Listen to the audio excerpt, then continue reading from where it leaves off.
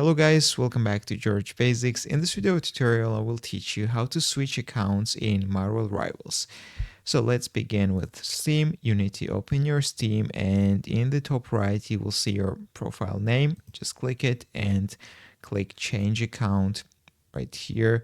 You need to tick this and click Continue. Then you need to enter your new Steam credentials.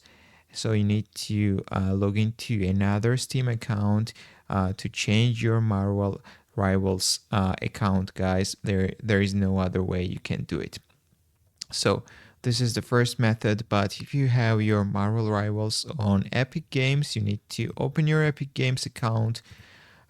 Just click on your profile icon in the top right and click sign out.